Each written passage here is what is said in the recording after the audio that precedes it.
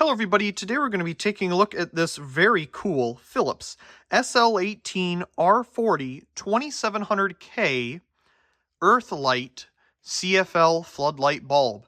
This thing is really cool. Now you may have seen on the channel an example of these in just a pretty standard affair, globe over it and kind of a bullet shape. But this is a very unique one. It's a flood-shaped bulb. A little bit of a story behind this bulb. There was an electrical supply store back home that I remember going to when I was much younger a couple times, and they had one of these on display on a shelf.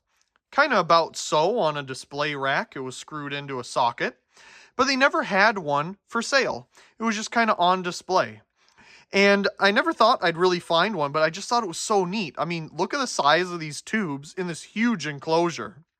So this is awesome to finally find one of these at a restore and add it to the collection. So I'm not sure what the box of this would have originally looked like, but I'm sure it had the same Earthlight branding on it like the other versions of these bulbs would have had. So let's take a look at the etch here on the electronic base. We can see all the information we just read off a little bit ago. 18 watt, 120 volt, 60 hertz. Mexico, maybe that's an 8 and then a 4C for our date code. Of course, don't use on a dimmer, and that's all they got. There's no other information here. We have a very nice brass base, and this might be plastic, but it feels metal to me, the way that it's cooler than the plastic on the top. But I wouldn't be surprised if this really is plastic. It kind of does feel like it. So obviously inside, we have our SL18 style tube, and the lucky people that live in the European countries, you get these with a very nice magnetic ballast in the center of this tube and some very cool glass globes on them and things like that. Unfortunately, those are incredibly rare here in America. And the most common version of those that you'll find is things in this variation, where it's an electronic ballast with that same very cool tube inside. But of course, no magnetic ballast inside. Obviously, on the front here, we just have a plastic cover with kind of a dimpled texture to it. And all these different lobes that help direct the light. As you can kind of see, it kind of brings it together and floods it out. So the other thing I want to touch on before we turn it on is I think this thing is slightly bigger than an actual R40. I think it's slightly longer. That's just given the fact that it has this style of tube inside. Anyway, let's go ahead and put it into our socket here. And we're going to turn off our lights here for the first turn on, because I feel it's going to be epic. Here we go. Pretty simple turn on. It's not too harsh on the lamp. It glows, preheats the ends first, and then finally ignites. Nice and gentle.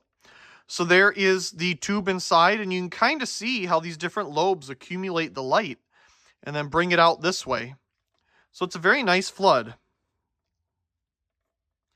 Okay, let's take a look at our meter here. We're at 118.5 volts, 0.21 amps, 15.3 watts. It looks like it's slowly going up, so we do have a little bit of warm up here that needs to be done. And a power factor of 0.6. And it looks like that, I was going to say it looks like it's improving a little bit, but it doesn't look like it. So 16.1, obviously this is rated at 18 watts, so I'm sure it'll continue to warm up here a little bit. Now, while these were early CFL bulbs, and they don't have the mercury-starved problem necessarily that the more recent CFLs had before, of course, they were discontinued, it does take a little bit for some of these to warm up. It's got a pretty big tube in there. And it's slowly getting up there. This will be an interesting one to see the spectrum of. We're at 17.5 watts now, as we're slowly making our way up here. Obviously, we have a little bit of light bleed here at the bottom, where the tubes kind of go into the housing. So let's see, if we have these two here and we follow it up, yep, that's where it enters into the flood housing. And then, of course, just some light that's getting around the end here. Okay, 17.5 watts is where it seems we're sitting around. It doesn't really want to go anything above that. So I'm going to guess that that's pretty much it. So now we're at full brightness. Barely any audible hum to this thing. And of course, being electronic, it's incredibly light. There's not much heft to it.